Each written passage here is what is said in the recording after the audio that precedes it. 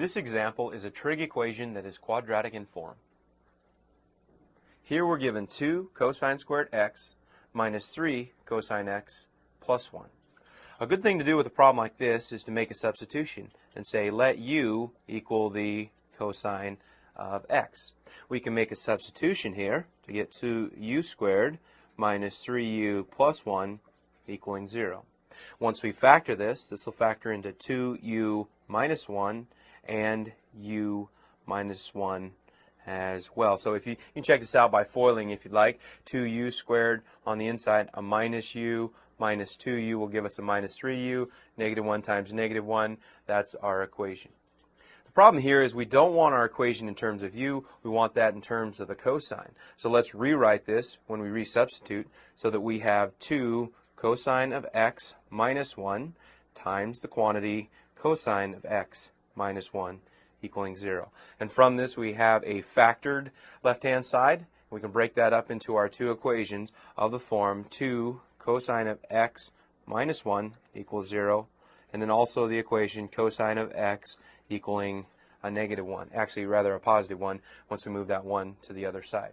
So let's focus on the first equation. We have the cosine of x is equal to 1/2. Note that our cosine value here is positive. That's greater than 0. And because that's greater than 0, we have to address the cosine solutions in quadrants 1 and also in quadrants 4.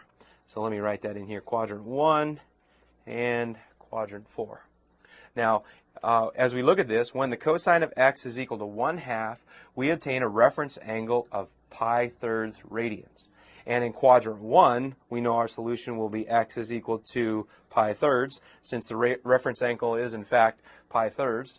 And then in quadrant 4, our reference angle gives us a value of 5 pi-thirds. And again, you can check this on your calculator. Cosine of pi-thirds will give you 1/2. Same thing with the 5 pi-thirds. Okay? Now we want to address the periodicity by adding 2 pi n to both of these, knowing that we have an infinite number of solutions for these particular equations. Now, let's focus our attention on the equation cosine x equals 1. We know that this happens when x is equal to 0 radians, and again, addressing the periodicity, we'll add 2 pi n. Now, the one hang-up we have is that our solutions are to be between 0 and 2 pi radians. So when we plug in 0, n equals 0 rather, into all three of our potential solutions, we come up with the three solutions, pi-thirds, 5 pi-thirds, and also 0. Those are the three solutions between 0 and 2 pi.